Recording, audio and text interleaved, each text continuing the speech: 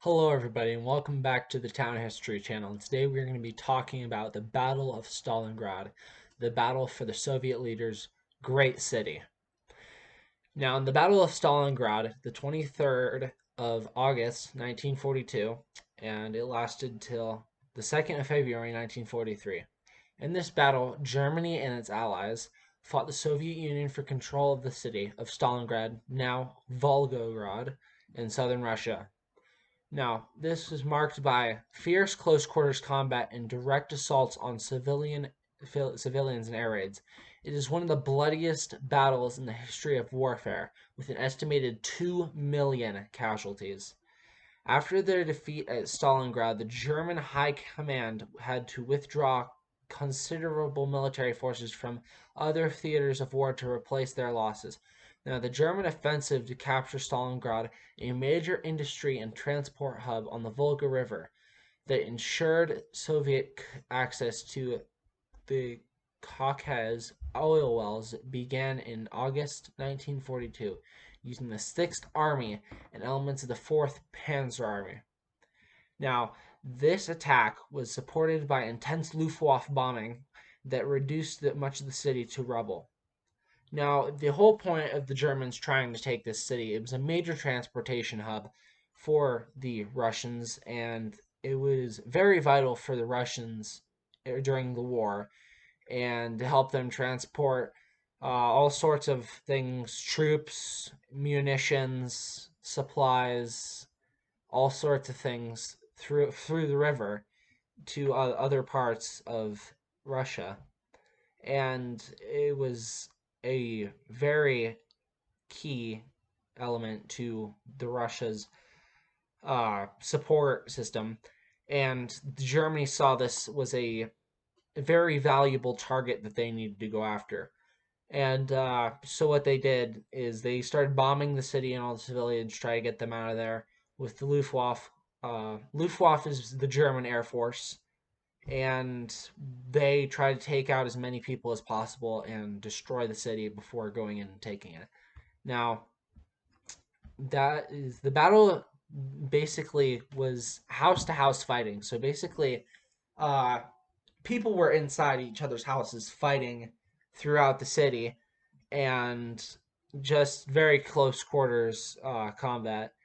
And as this house to house fighting continued, both sides poured reinforcements into the city. By mid November, the Germans, at a great cost, had pushed the Soviet defenders back into narrow zones along the banks of the river.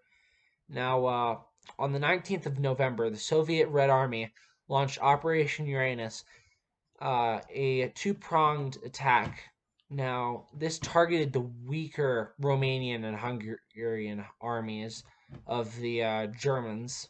So, since the Hungarian and Romanian armies were not that big and well equipped and didn't have a lot of people, the Russians saw this was a great opportunity to launch a counterattack and go in and take out those smaller armies that are protecting the Sixth Army's flanks. And now, the once that happened, the Axis flanks were overrun, and the Sixth Army was cut off and surrounded in the Stalingrad area. Now, Adolf Hitler was determined to hold the city at all costs and forbade the Sixth Army attempting a breakout.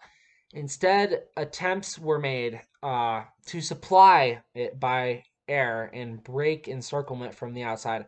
Heavy fighting continued for another 2 months. At the beginning of February 1943, the Axis forces in Stalingrad, having exhausted their ammunition and food, surrendered after 5 months, 1 week, and 3 days of fighting. In the middle of World War II, having captured territory in much of present-day Ukraine and Belarus in the spring of 1942, Germans' Wehrmacht forces decided to mount the offensive on the southern Russia in the summer of that year. So at the beginning of the war, they decided it'd be a great opportunity to start an offensive against Russia, and so they did that. Now, it was very, very brutal for the Germans because they were not prepared whatsoever for the winter to come, and it just devastated them. Now, uh, now this include like the Soviet leaders, the Soviet main leader that was in charge of all this was Soviet Union leader Nikita Khrushchev.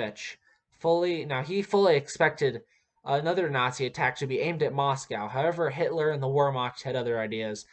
They actually set their sights on Stalingrad because, like I said, it is a main industrial center for the Russians, and it was actually named after their great leader Joseph Stalin, which would be very vital for propaganda reasons, and it would be kind of devastating for the Russians since their great leader's city has been taken over, and it would be an impact on them. Now, they for similar reasons, the Russians felt a special need to protect it. So, since it was named after their great leader, that was the main reason why they were there protecting it, because they didn't want this blow to their basically ego. And now this was a very, like I said, this was a very devastating battle for the Germans and the Russians. The 2 million casualties were mainly on the Russian side, specifically because they were poorly equipped. They didn't have proper weapons. They didn't have proper clothes, munitions.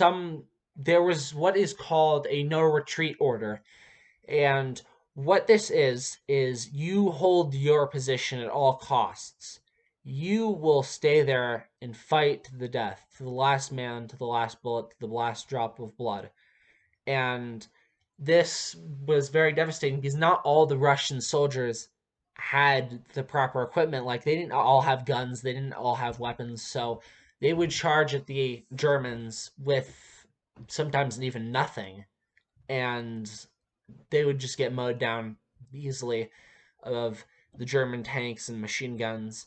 But once the winter took place, it totally wiped out the Germans and gave the Russians an opportunity to fight back and totally push back the Germans' advance and encircle them, entrap them, and force the Germans to surrender. Now, there's a movie about this called The Enemy at the Gates, and it's about a Russian and a German sniper, and it is the Battle of Stalingrad, and it shows the amount of chaos and what all had happened during the battle, and it's just a great movie to watch. So I recommend that watching that. It's a very very cool movie, and it shows exactly how hectic and how bloody this battle was. Thank you for watching. This is another episode of the Towne History channel. I plan on making more episodes. This is about the second video I've made, and this is the second part of the European battles section. So I plan on probably making 10 videos for this section and then moving on to other parts of the world during World War II and World War One. But thank you. I hope to catch you another time.